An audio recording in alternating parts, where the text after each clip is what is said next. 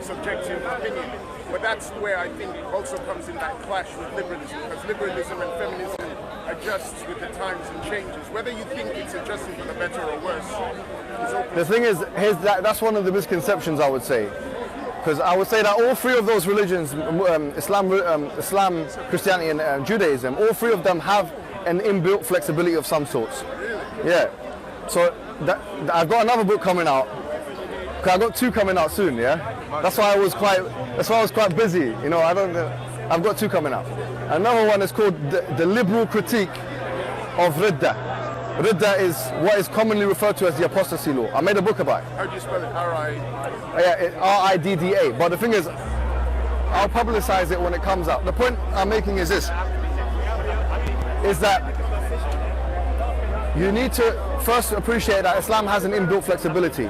I coined the term in my book, I called it Sharia consequentialism. In the sense that the Sharia is not like a rock, that it doesn't adjust. Imam al-Shafi'i, one of the scholars of Islam, who wrote a book called Al-Risala, which is a book of the principles of jurisprudence, he says, إِذَا ضَاقَ الْأَمْرُ اتَّسَعَتِ الشَّرِيعَةُ وَإِذَا اتَّسَعَتِ الشَّرِيعَةُ ضَاقَ الْأَمْرُ. He says that if the situation becomes more constrained, the Sharia becomes more accommodating.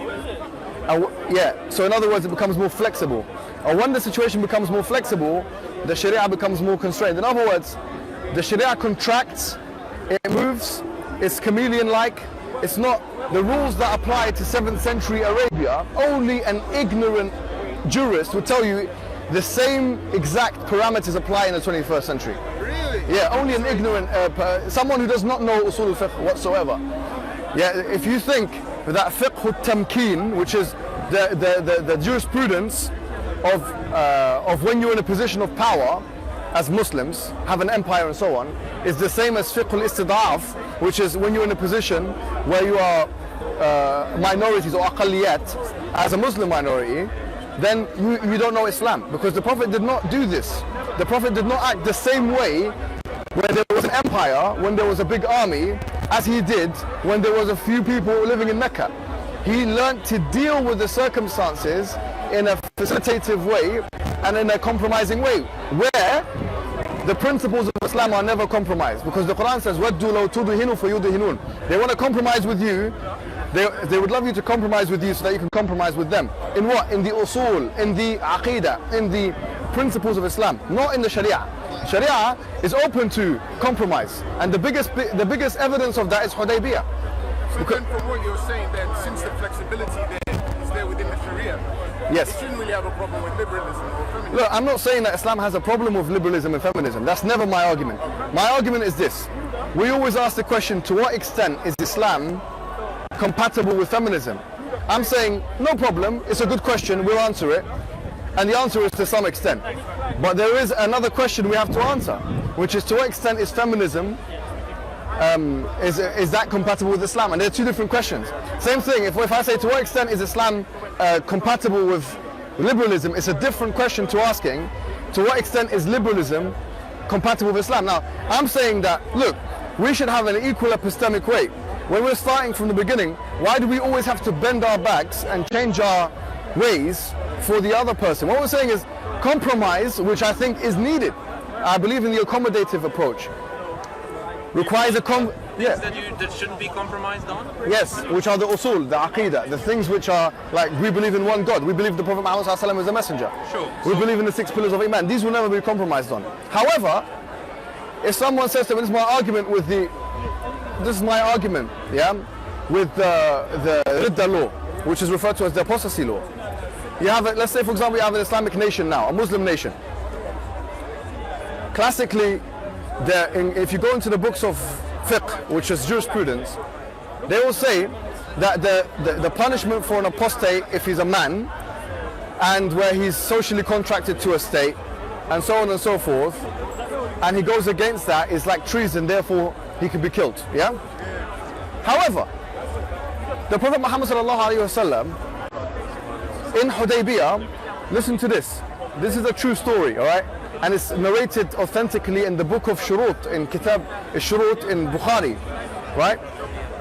The Prophet Muhammad had an agreement with the disbelievers of Quraysh, Suhail ibn Amir, where he said to him, Suhail said to Prophet Muhammad sallallahu alaihi wasallam, Suhail ibn Amr, he said to him that if your guys apostate, bring them back to us.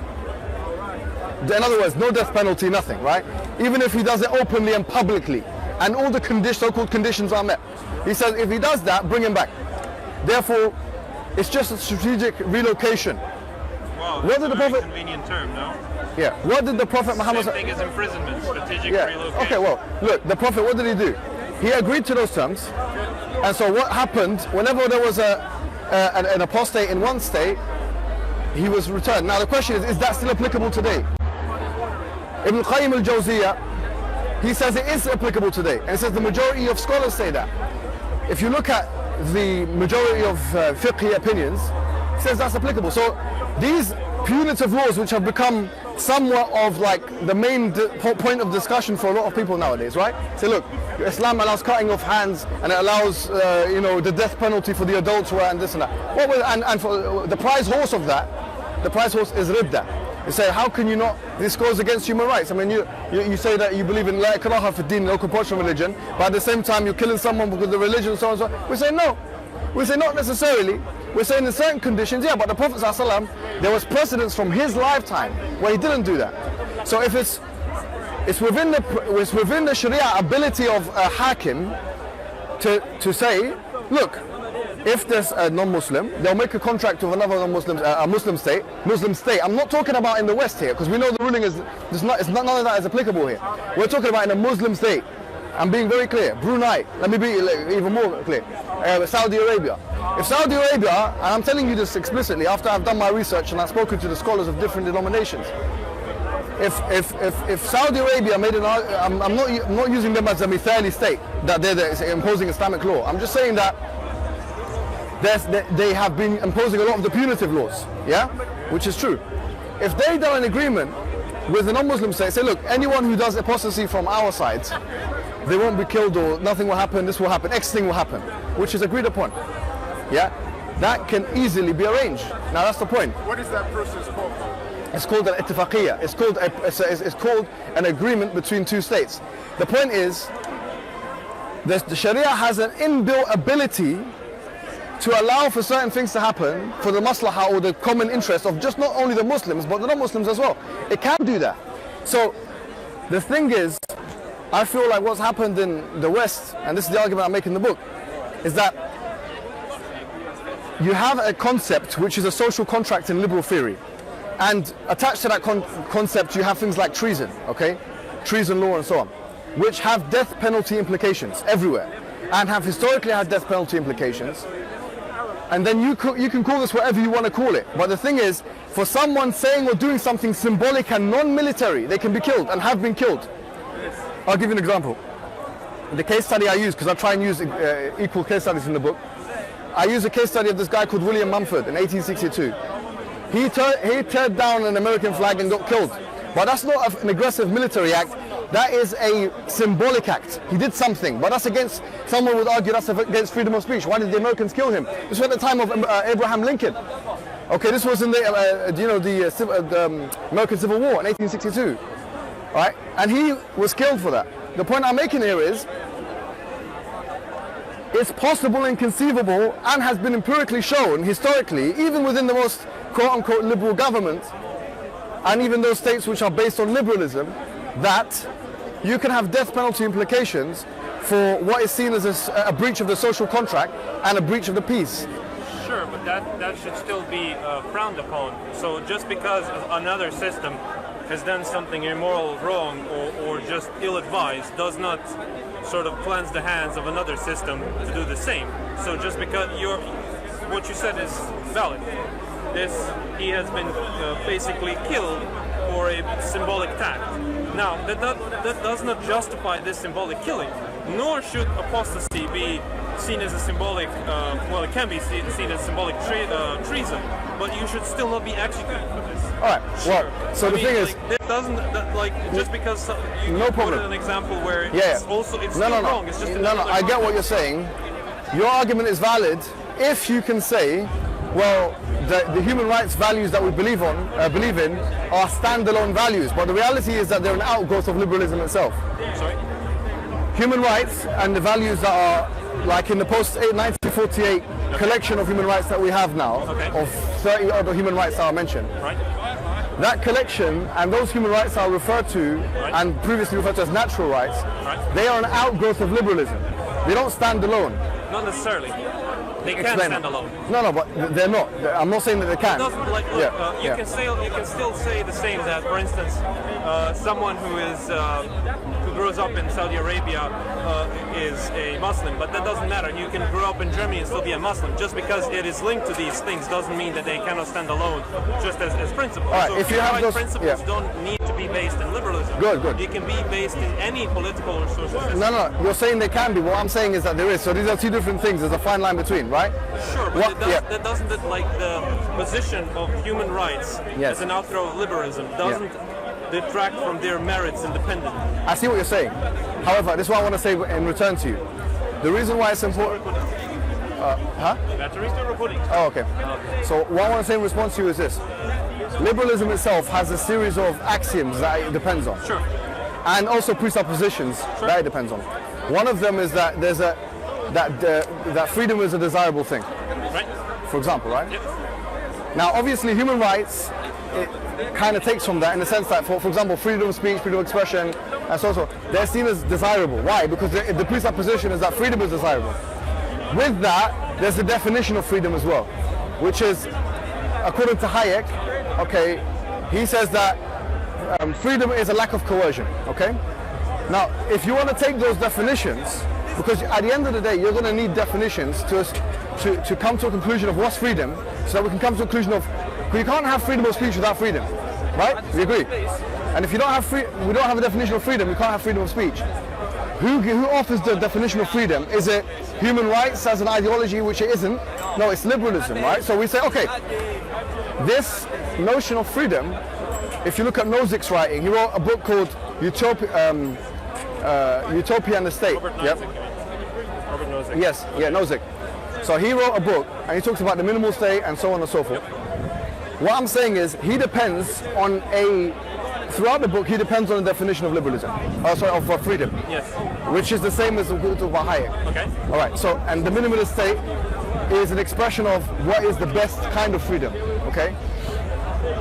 So if you say, okay, freedom of speech, freedom of expression, and freedom of religion are good things, because freedom is a good thing. My question to you would be simple. Number one, what's your definition of freedom? And number two, how can you substantiate that definition of freedom?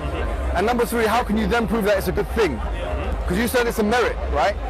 Human rights, which is not an ideology, doesn't have the answers to those questions. In fact, philosophers don't have the answers to those questions. You see, they're axiomatic. In the same way that if I say a tall, short man is a physical impossibility because of the law of non-contradiction. How can you prove the law of non-contradiction? You can't. It's axiomatic. There's no way of proving it. But there's in the same way, in the same way, the conception number one of freedom, or the definition of it, which by the way there's disagreement among liberals about, and number two, the postulation that it's a good thing. Both of those things are axiomatic. They're non-proven. Sure. Yeah. So then, from that angle, if you say, look, this is wrong. William Mumford in 1862 being killed for just tearing down the flag, or the extrajudicial killings of X amount of Muslims or ex-Muslims or whatever it is in these places in America is a bad thing. Right. Because it strips them away from their freedom. Right. I'm saying to you, according to what notion of freedom? Right. And number one. Number two, and how can you prove it's wrong? Right. Yeah, so these are my questions. Sure, no problem. So, what's your name, by the way, sorry? What's your name? Boyan. Boyan. Boyan. Are you a descendant from Ad Thamud? Maybe. Where are you from, Sam? Egypt. You Sam? Huh? Sam? Mohammed. Oh, Mohammed, sorry. Yeah. It says Sam here, so... No. Yeah, go ahead, sorry. Right, so, before I even address any of that, like, we always have axioms in any of our assumptions. Like, everything is axiomatic. Like, even like, cause and effect. Like, even that is, in effect, an axiom. Like, just because something has continually happened, like, you know, the sun continues to rise every day, that doesn't actually mean that the sun is going to rise tomorrow. This is just an imposition. This is an axiom. Yeah. So yes, absolutely, we always have to rely on some base axioms. And the less axioms we have to work with, the more sort of convenient they can be. Right? So yes, everything, like even social political systems have axioms as well as postulates, right? So, I mean, of course, Absolutely. anything is going to have a postulate and axiom. So, right, freedom. So the definition of freedom is of course crucial. I wouldn't be able to tell you the sort of dictionary. Defined in the Constitution. Lack of coercion. Defined in law. Right. Backed up by the judiciary. Sure. So, for instance, That's how it works in this country. Good. That's how it works in America. good. So the way I would sort of define freedom is sort of the ability or the freedom. Just the Legal ability. rights Yeah. to Just freedom. No, just- Legal right to freedom. No, just the ability to choose without coercion of force, as long as your choices or your actions do not infringe upon the rights of others and do not harm them. Right? Are you satisfied with this sort of definition?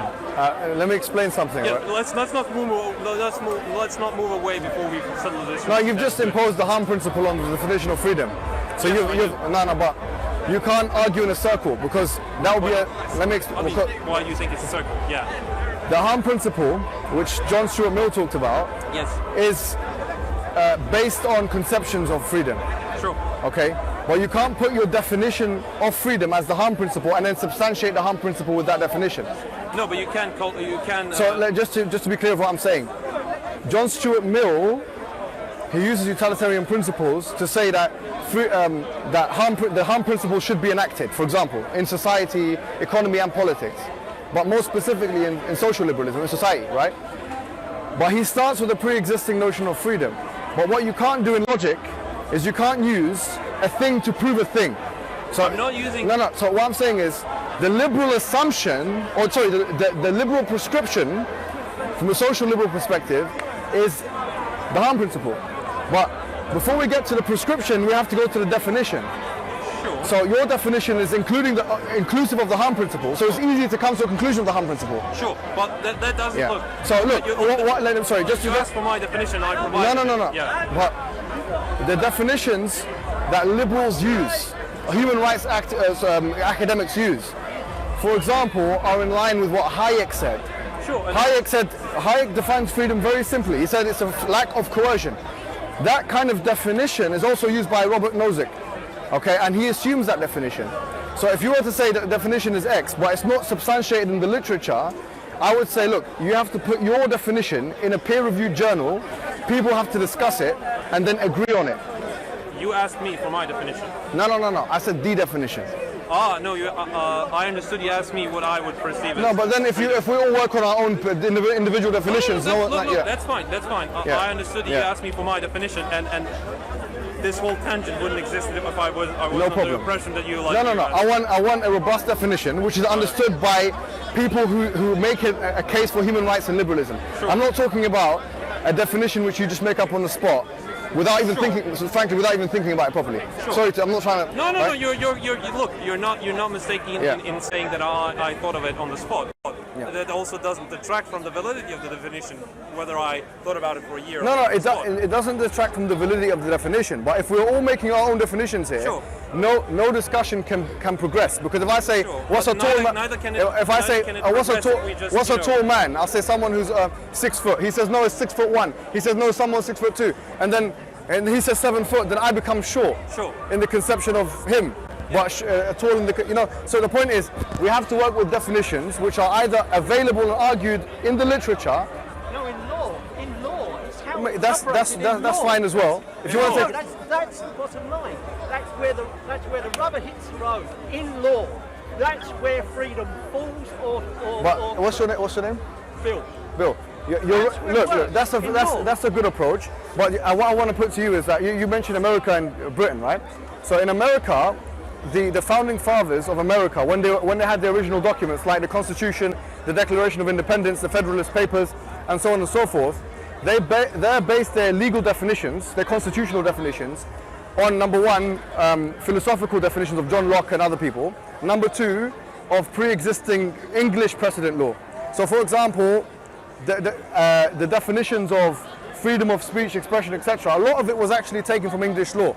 And English law, a lot of it was influenced by philosophy. So we're going to end up having that philosophical discussion either way. Right, there you have it. Yeah. But they have to make these like philosophical ideas work on a day-to-day basis. They try to, yeah. No, that's what they try to do. You were talking about self-harm. You know, you can't ask me, you can't ask this gentleman here to murder me because that's an incitement to violence. But if he that's was against the law. Brilliant. Right? I can't go into a theatre and cry fire because it'll cause a panic and people are hurt. The idea you're right. talking about. If he was a military, hold on. But let me tell you something. Works with the law. What's your Bill? Can I tell you something? Sorry. You said that he can't tell this guy to kill you, right? Yeah. But if he was a military commander and he was a soldier, he could, right? And the law, the liberal law, would allow that. If he was a parole, if he was some kind of working in the judiciary, and you are an executor in one of the states that allows execution, and then you would be killed, right? So it depends on who he is, and what the law says. So it's not always the case. Look, this is my point. When social liberalism comes into a practical application, you have certain things that would be allowed by law that would, on the face of it, be against human rights itself. But there's always those exceptions. For example, let me give you. No, they're not exceptions. They call it God in the gaps. There are always those exceptions. But can I? With all due respect, let me explain to you why I think that basically liberalism is a self-contradiction, or it allows for contradictions to take place within it. There's two competing themes in liberalism. Okay, there's two competing themes.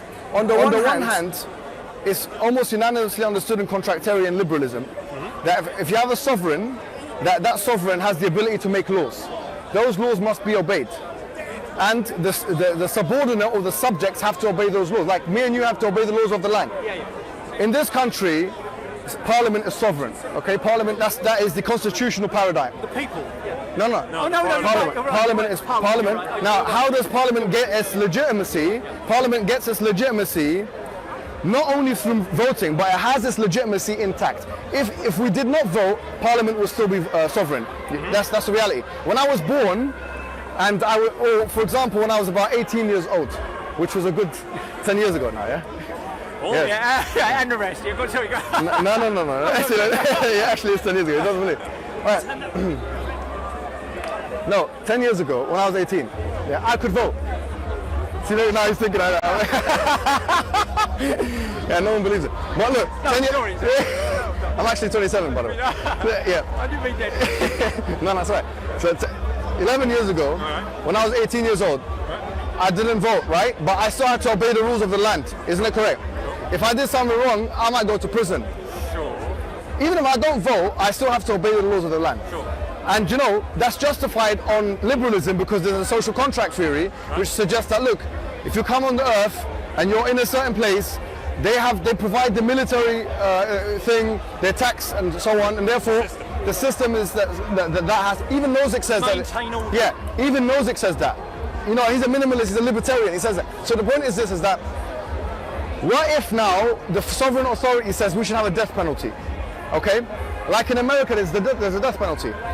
And the reason why they're applying that death penalty is because the person is a traitor or a treason, he's doing treason or something.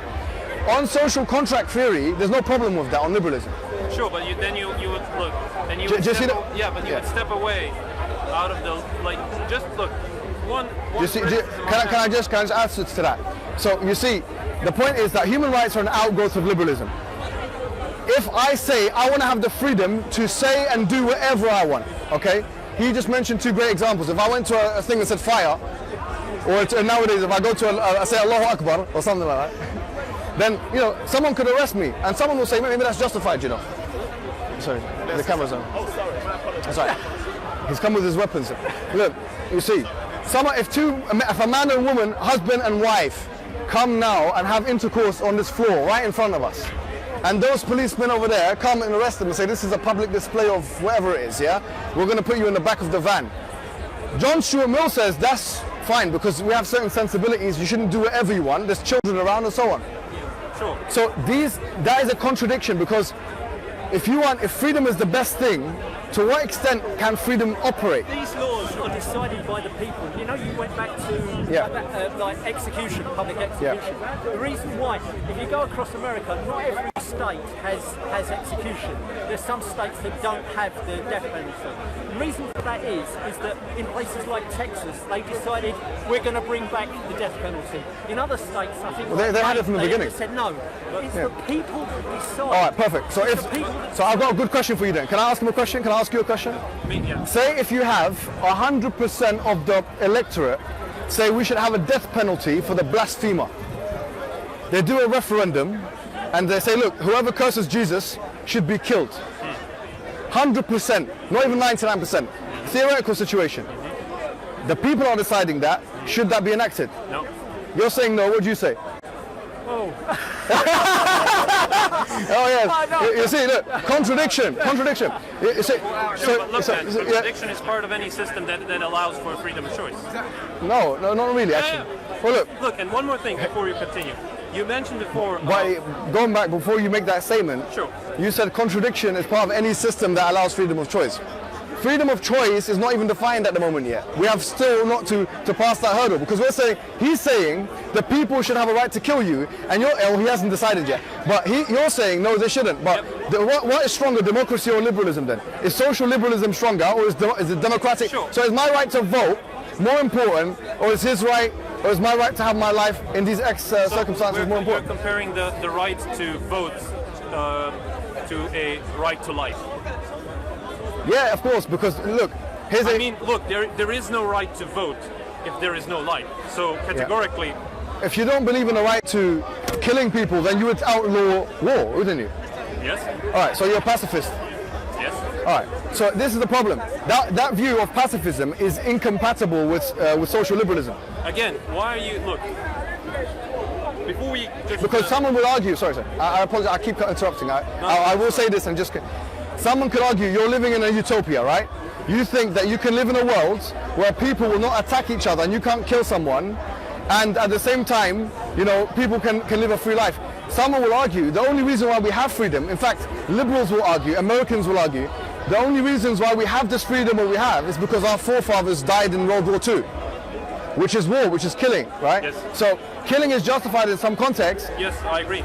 But you said you're a pacifist. Look, just because I'm against killing does not mean that there is not a circumstance under which I would defend myself or defend someone else. In the same sense that, for instance, you might be against public defecation, but let's say I have a stomach virus and I'm just like... You put on in, man. Yeah, sorry, go ahead. And I'm bursting at the seams. I might give way, if you know what I mean. So, absolutely. Look, I think that a lot of these arguments boil down to an argument of futility.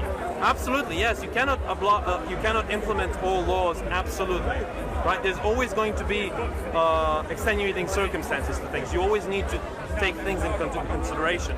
And one thing before that you mentioned that we need to use definitions of pre-existing pre-existing definitions that have been discussed in literature. I actually agree with you. I think that economic rigor, the sort of academic rigor in any debate or discussion is extremely useful. However, it's also extremely limiting.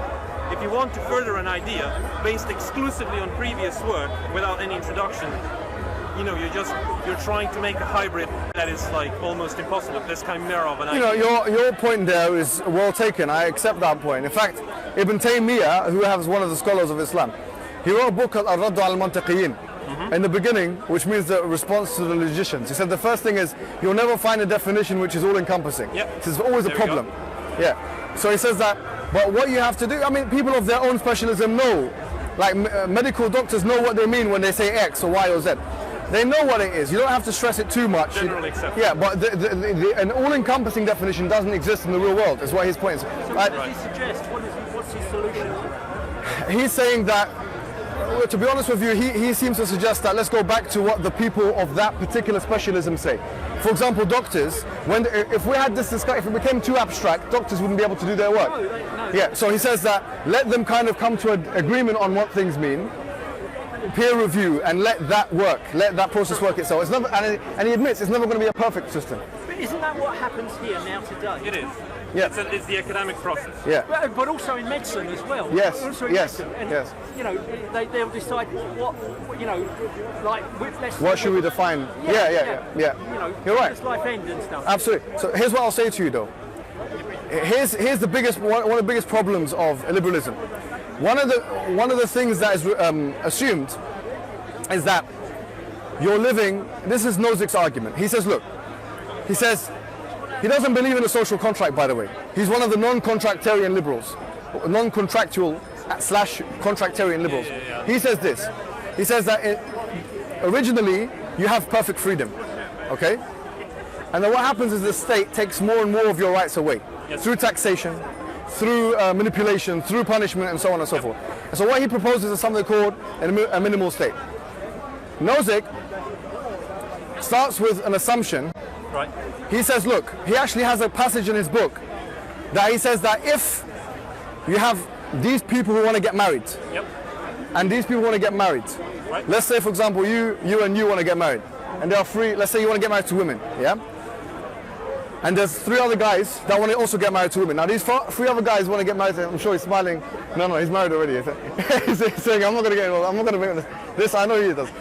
These guys want to get married, all right? Now, if these guys get married to the woman that you would have otherwise married, is that limiting of your option or not? Well, it's up to her then, isn't it? No, I'm not saying. You're asking if that's a limitation of mine. Yes, but that's a natural limitation. Yeah, that's what he says as well. But he says that's an acceptable limitation. So if look, let me say this one more time. You 3 want to get married.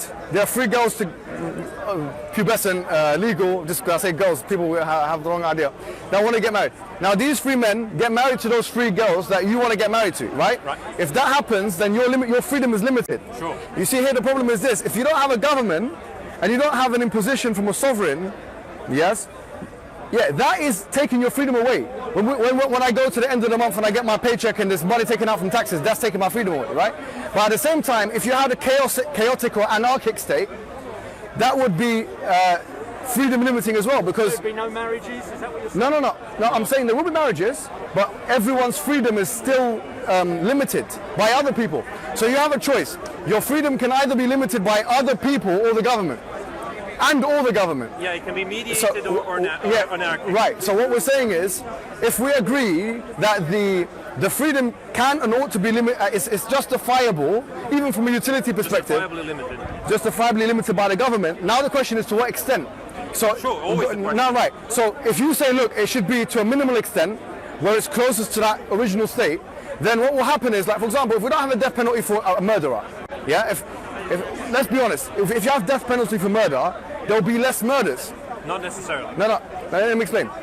Theoretically, you'd assume it's a deterrent, there will be less murders. Let's just say for the sake of argument, if all things stay the same. However, if there's no death penalty, there will be more murders in a sense. Because if you cared about human life, you've got 2 choices. Either we kill these guys, who are the perpetrators, or we'll allow these deaths to happen, which will be done. Imprison them and you've solved the problem without killing people. Right, no problem. Yes, that could be something as well. Deterrence. Is that what you Yes. Yeah, so punishment from the state. Punishment. Imagine if there was no jails. Forget about the death penalty thing. Sure. If there's no jails, right? Sure. If there was no jails, everyone will do whatever they want. Sure. Especially here in Speaker's Corner. Again, no. Well, a lot of people will do whatever they want. If there was no fear of consequence, right? Look, we had... Maybe you're a good man, but I would do lots of bad things. We had tribal relations, and we had inter-tribe trade. We had inter-tribe war as well. We had social systems way before we had laws, way before we had institutions. I'm not saying institutions are bad. I'm not saying they don't work and they don't increase the utility and well-being of humans, or just creatures in general, right? But to assume that without a monarch or a sovereign, yes, you would have absolute anarchy. It's just there's no precedent for this. Yes, there's a precedent for an increase of it, and yes, there is a precedent for increase in volatility and sort of just return to basis instincts. But the imposition that you don't have social order without law or without a but I think there's a bit of an equivocation here. Okay, please. The fallacy of equivocation. Yes, if there is, right. Please point it out. Let me explain. When I say anarchy, I'm not using the term vernacularly. Okay. I'm not saying like, it's chaos, like that. No, you mean like a social system. I'm talking about an ideology which is distinct from liberalism. Sure. And which has its own principles or lack thereof. Absolutely. Which is defined primarily as a lack of government. Yes. So anarchy cannot work in where there's a government. If there's a government and a sovereign, there's no anarchy. There's no, it's right. That's not anarchy. So the point is this: I'm saying that the anarchic system, in and of itself, you would assume that it would allow for more crime to take place because there's a lack of consequence, a fear of consequence. Not necessarily. You're saying not necessarily, but that's what the assumption is. Because even if you don't have, It's not necessary. You're right. It's not. It's not logically necessary. it's not only that, but also we have examples Yeah. of societies that have functioned with, that function without government or without the rule of law. Papua New Guinea. That have social structure that is not what you would call, mayhem or like, Sodom and Gomorrah, right? Like, yes, there's an increased proclivity because law by nature is a deterrent, right? It is, in fact, a limiting factor that is designed to increase utility. Design, it doesn't always work. But the imposition that without the rule of law or a sovereign, you return to a not anarchical, but just murderous state is not empirical. Let me make this clear, all right? Like, just in a normal sense. You all went to school, right? Maybe you are still in school, right? I don't know. So let's say you're in the school, and you're a teacher, and I was a teacher for some time. True. And there were no rules in the classroom. True. Now, what do you assume will happen in the? I mean, just use your brain. Do you think that the kids will be more behaved or less behaved? Madness, chaos. Right. Now, let's use that example with society. If there was no punishments in society, there's no prison. Prisons don't exist. Do you think that the crime will increase or decrease? Look, man, you can't really use an example of children like someone who is literally at the minimum level of like capacity and awareness and experience in life, and then say, but what about society at large? Like, okay, fine. Yeah, you don't like the I mean? example. Yeah. Let's use another example. Sure, please. A pub. You Pub, yes. Yeah. I don't know if you go to. Oh yeah. You do, yeah. You don't look. You look quite. You have a high level of sobriety in this conversation, so I didn't assume that. I tend to think that it stimulates my. I'm kidding. No, it definitely doesn't. There's no evidence of that. No, I'm kidding. I'm kidding. Don't take that yet. So here's what I'm saying. If you go to, and if there was no rules, right? Look, we know how the deal. Sure. In Arabic, we have a nice poetic saying. "Man amina al-uqubata asa al-adab." Whoever fears the consequences will get rude to you. Right. Yeah. Hobbes said, covenants are but words if they're not backed by swords. If there's no fear of consequence, then everything can go, everything can happen. Not necessarily. And let me tell you something. We're talking about sovereign consequences. Sure. If there's no sovereign consequence, you know what will happen? There will be some kind of, basically, let's be honest. If there's no sovereign, you mentioned it yourself, tribal systems, right? Tribal systems are basically, they become a pseudo-government. Over time. Yeah, right. So they become like, they're in charge now. They're basically the head of the tribe becomes like a parliamentarian. The guy with the biggest gun will have the last say. That's what will happen. Look, whilst I absolutely agree that this is the sort of you don't agree with this? No. Listen, I absolutely agree. This is the sort of moral progression, or I wouldn't call it moral. That's a really wrong term. It's a judicial progression there, right? Like it usually tends towards this. However, this is not a necessary state because we do actually have examples of. Like what? Sorry. So, for instance, if you go to the Amazon doesn't. Amazon tribes don't always have a village elder. They have a village elder just because he's the oldest, but he's not a leader. He's just an advising figure. Well, look, I can't tell you that I'm an expert on the Amazon rainforest. Neither am I. No, I'm just. I know some of my friends actually went to the Amazon rainforest. When I went to certain places in Africa where they have tribe leaders, right, they're seen as the main men there, man. They're seen as the main men. Like usually it's men. Except in very few circumstances. And they're the ones who call the shots. They're basically like parliamentarians. You don't want to get rude to them, basically. Right. Look, let me tell you something. If you go to certain areas in London or New York or wherever these places, the police have less say than the gangsters. Oh, yeah, I agree. I mean, everyone knows this, right? But why? What's the gangster got that the police doesn't? He's got secrets, people's secrets. He's got influence, and he's got guns and knives. I mean, if you strip the gangsters away from that, they'll have no power anymore. I mean, that's why the church used to have more power than the government. Yeah, the point I'm making is that, it all boils down to this, like at the end of the day. So when we talk about liberalism, the idea is, okay, look, you're saying freedom of speech. I'm saying to what extent freedom of speech, right? So am I. Yeah, now you're saying freedom of speech to this extent. I'm saying, why did you pinpoint it at this level? Where really, the sovereign could have pinpointed it at that level. Look, there could justifiably be a law in this country as there was in 1381, right? of a treason law, and until 1988, I mean, it's said in the statute books, by the way, in the statute books, as far as I know, there was a treason law in this country that said that someone could be killed for treason until 1988, even after the time when the death penalty was... 1999, actually. Really? Yeah, 1999. Look, Yeah. that doesn't justify it. When was the last case about I think about 1968, actually. Yeah, but that doesn't justify it. No, I'm not saying it. Well, look, hold on. I say it does justify it. Here's my point. I'm saying that that law, that treason law that they had in place, was fully constitutionally justified and philosophically justified. There's no problem with the treason law. And in fact, this is my belief after looking at the data. I believe that when America and England have proper treason laws, because you know what's happened now? Let me tell you what's happened in this country, right? The treason law has pretty much changed to the counter-terrorism law. I mean, all the persecutions of counter-terrorism is pretty much what would have been included in the treason law, right? In America, it's changed to extrajudicial. Only for internal terror. Yes, yeah. Look, in America, it's changed to extrajudicial killings. My view is that if society is clear, if the American government is clear with us, and the British government is clear with us, they say, look, if you do this, we will kill you. Right. Look, just be honest with us. We understand that there may be a need for that death. Just be honest. It's self-defense. No. If they say, and that thing that person could be doing may not be military. Sure. They could do thing of the treason. America is still in the Constitution, Article 2. But for the most part, they've gotten rid of the treason law. In this country, they've gotten rid of the treason law. And what you have instead is extrajudicial killings. You have them doing things outside of all them kind of nonsense things. So why don't you just tell us, as not only just the Muslim community or everyone else, just say, look, if you do this, you might die. We might actually put you in a room and shoot you to death. Sure. And I'm not justifying it. And I'm saying to you, think that's good. No, I think they should. Do you know why I say? Do you know why I say they should say that to us in a direct way? I say that. It's not happening here, though. Yeah, it's not happening. It's in America.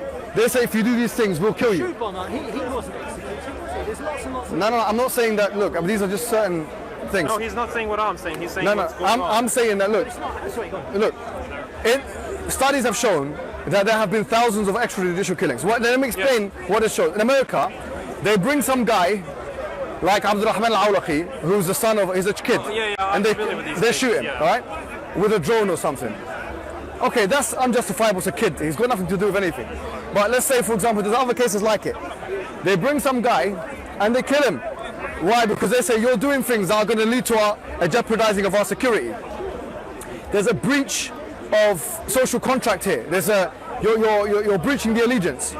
But because they want to maintain the false fake narrative that, look, we allow freedom of speech and expression, they'll make it as if these things are just happening on the side. But if they were open and honest about it and say, look, if they said, look, we will kill you if you do this, what that does is those guys that are killed extrajudicially, that makes sense. Those guys that are being killed extrajudicially, right, which are thousands of people being killed those guys that are being killed extrajudicially, at least they'll be given a trial.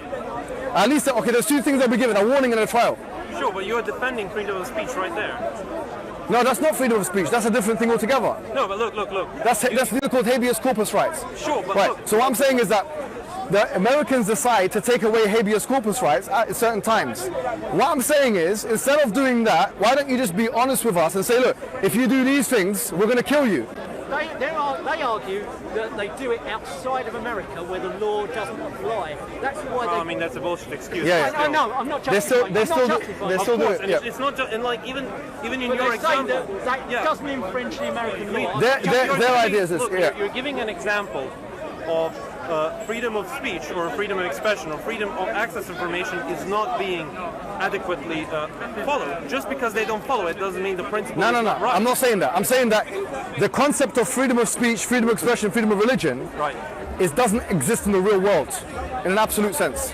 Look, freedom in an absolute sense doesn't exist at all. So, but that doesn't mean that freedom as a concept in degrees doesn't exist. It's like temperature. All right, fine. Temperature as an absolute doesn't exist. However, you can say 30 degrees, 40 degrees, 50 degrees. Most societies have shown that we need some kind of law that if these people are traitors of our law, or if these people do these things, espionage or sedition or treason, we can't tolerate that to the extent where we'll kill them.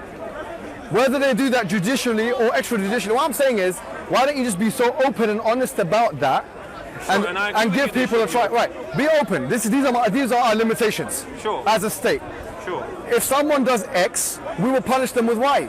Sure. Don't pretend that, okay, you're allowed to say whatever you want to say, but then take some guy out of his house at 3 o'clock in the morning and kill them with no trial. No country allows absolute freedom of speech. Absolute freedom of speech as a defense point is a myth. Yes. Absolute freedom of speech doesn't exist. Absolute freedom of speech is allowed until this speech infringes, has the potential to cause physical harm. So, calls to violence, releasing sensitive information on a case. Yes. Releasing sensitive information on a case that will, obstruct investigations, like leaking personal information that can lead to personal attacks. So, yes, you're allowed to speak your mind. No, but it's not only just that. No, it's not just that. Sorry, just to cut you off. In America, there are, I'm not sure if you've ever seen this, there's something called the US flag code. Have you seen it? Yes. Desecrating the American flag is a crime in most states. And this I don't agree with that. Oh, look, you don't need to agree or disagree. That's a debate in America. And by the way, if I turn a flag upside down, look, you've got a big American flag, yeah? Yeah, and turn it upside down. If I turn it upside down in America, I mean, we're not talking about the medieval period here going so far away. If you turn a flag around or desecrate the flag or put it under your foot or something, you'll see on YouTube how people fight over that kind of thing. And I disagree with and that. moreover, you'll see that the Supreme Court of Justice, they repealed the court. It's called, I think it's Thompson versus Texas or something. Johnson versus Texas, 1988. Yeah. Okay. Basically, this guy, he went out. He put the flag under his foot. He was ripping up the flag and whatever. Johnson. In Texas, there was a flag desecration law. If you did that, you go to prison. They put him in prison.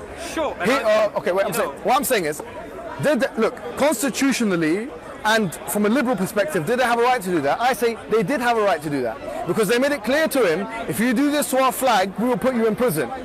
That's a law in the country. It's against freedom of expression and speech, yes, but it's not against the social contract, and it's not against following law. It is against the social contract. No, it's not against. Let me explain. It's not against the social contract. Look, I still disagree with that. I still think that the argument that saying these guys are doing something bad, we should do it too. I think that's the worst possible argument you can make in defense of something. It's not bad. I'm not saying it's bad. I'm saying it's look. I'm saying this is what I'm saying. I am saying no, that's a straw man. Before you make that, I'm saying that they had a right to make that law. If the American people, through democracy or otherwise, decide that they don't want to see their flag being trampled upon, then that is something from a social contract and from a democratic perspective that should be honored. There's nothing wrong with that. Sure, but look, if we all vote, we should kill a person. Pardon? Like if we all vote to Yes. kill an innocent person. No, not an innocent person. No, listen. If we all vote, because if this is democratic principle, if we all vote to kill an innocent person, should we go ahead with it? Now here's the thing. That's you're outlining a contradiction between democracy and liberalism. Yes, and that's also applying here. Because no, the thing is, Because you're saying, look, let me explain. Let me answer that. You should apply that because people have voted for it. And I'm saying, no, there are certain things that we should keep off bounds, regardless. Right. So innocence, how would you define that? Because here's the thing. If that person has gone against one of the rules of the sovereign, it wouldn't be called killing. It would be called execution, right? It's a potato. No, it's not potato, my friend. Let me explain why.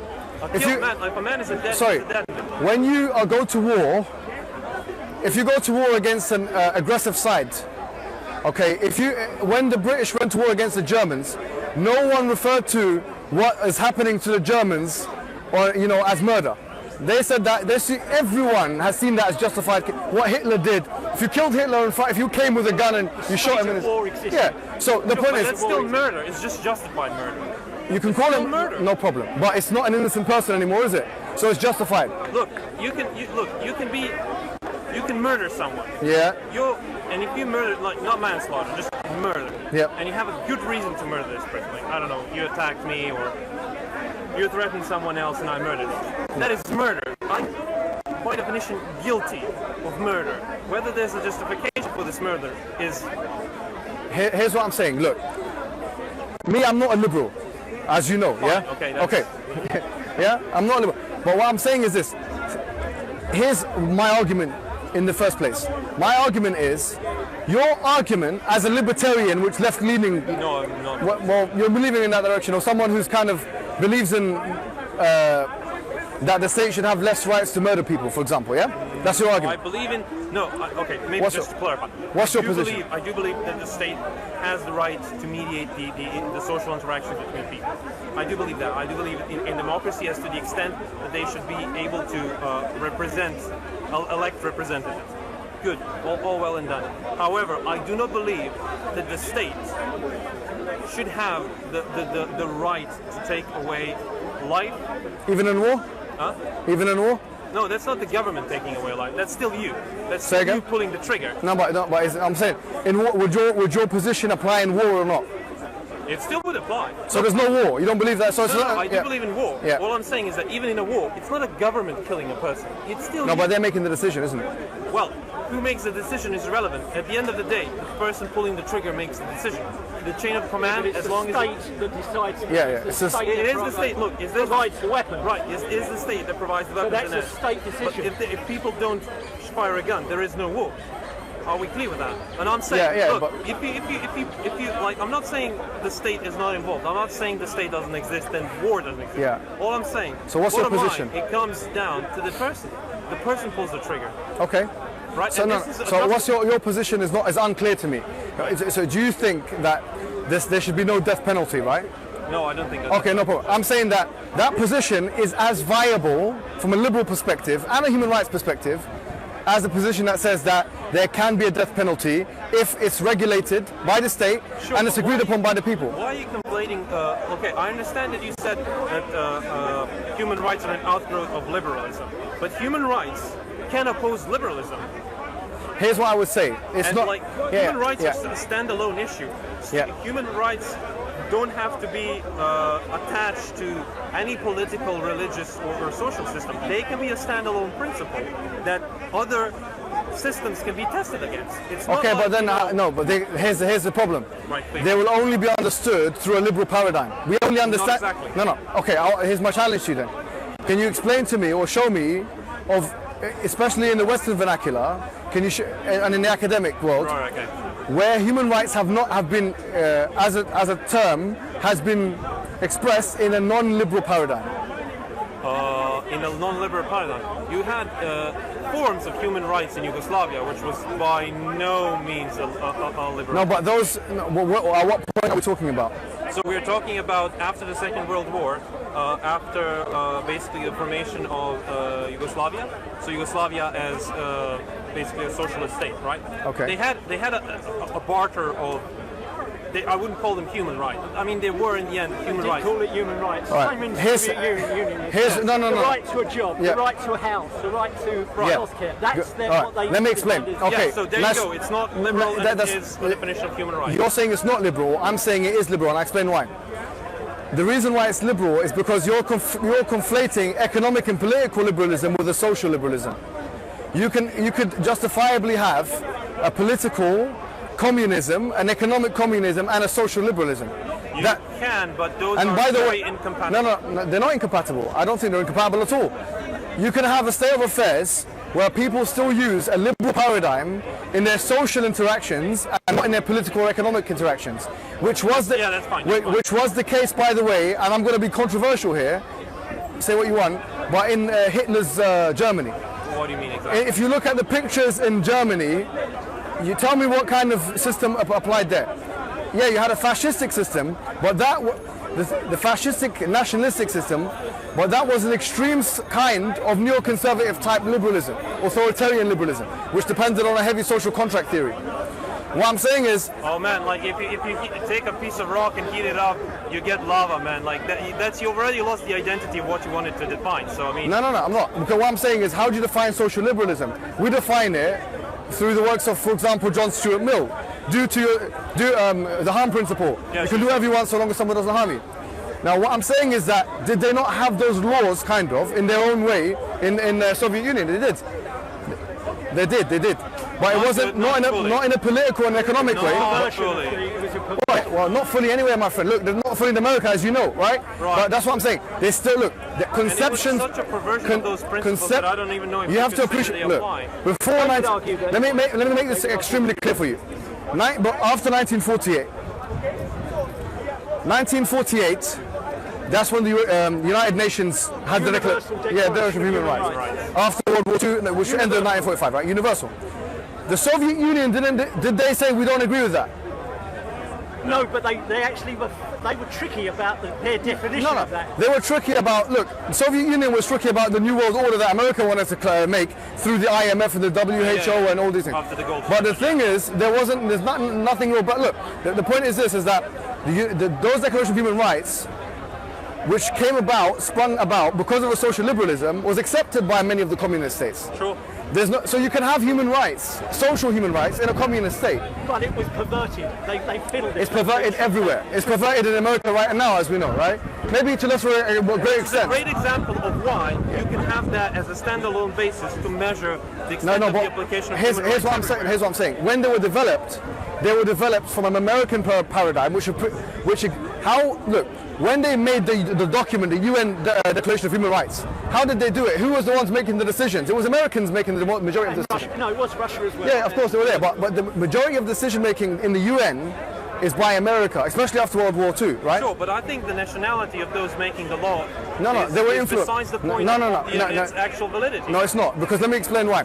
When they were making the UN Declaration, they based many of their precepts on the Constitution of America and the Declaration of Human Rights. Sure. So when they did that, remember we said that goes back, those documents go back to social liberalism. Sure. Therefore there's a trickle down all the way from social liberalism of, obviously Mill came after, right? Mm-hmm. But the social liberalism, which was also espoused by John Locke, Montesquieu and those guys, went through to the Constitution, the Declaration of Independence, and then made its way into the UN Declaration of Human Rights. Sure. Those were not opposed in a wholehearted sense by the Soviets or the communists. Therefore, when we talk about human rights, therefore, it's impossible to conceive of them outside of a liberal paradigm. So you're saying that it's been imposed upon the world? You're saying it's been imposed upon the world? What I'm saying is when we talk about human rights, it's almost impossible to talk about... Western values have been imposed upon the world. What I'm saying is when we talk about human rights, especially those conceived of after 1948, it's almost impossible to conceive of them outside of a liberal paradigm. Therefore, if we find a contradiction between what is known to us as human rights in an ideal sense, which we say doesn't exist in the real world, and also in the sense of social contract or what a state actually allows, then the question is, who's the arbitrator? The answer is really the arbitrator is the sovereign. The parliament will be the arbitrator. That's not necessary. Well, you're saying it's not logically necessary. Look, man. Yeah, I agree. Let me tell. Yes. I agree with that. Right. Yeah. Yeah. Look, you don't need. If you have a set of human rights as a principle, just as a principle, as a measuring stick, as whatever you want to call it, and you take that as a minimum sort of rights should be allowed to its citizens, wherever, whenever.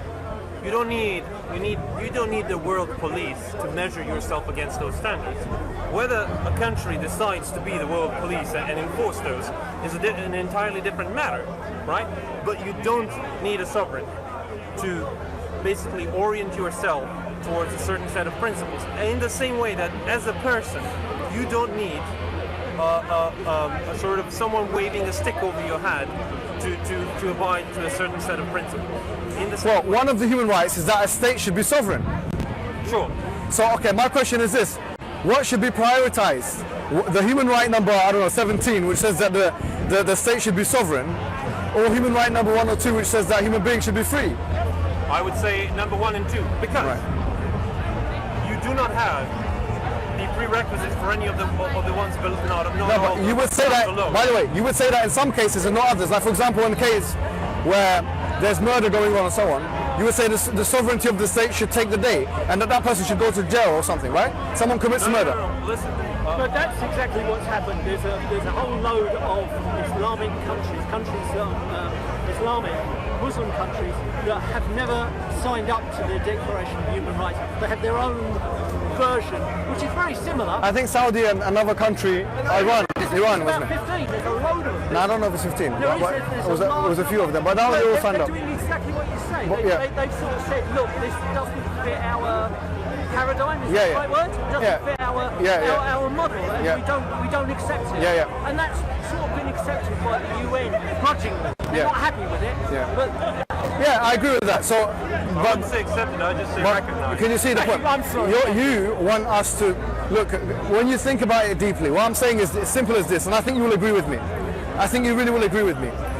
When sort of absolutely, unrestrictedly, if all human rights had to exist at the same time, all 30 of them, in the world, they would definitely contradict each other. It wouldn't work.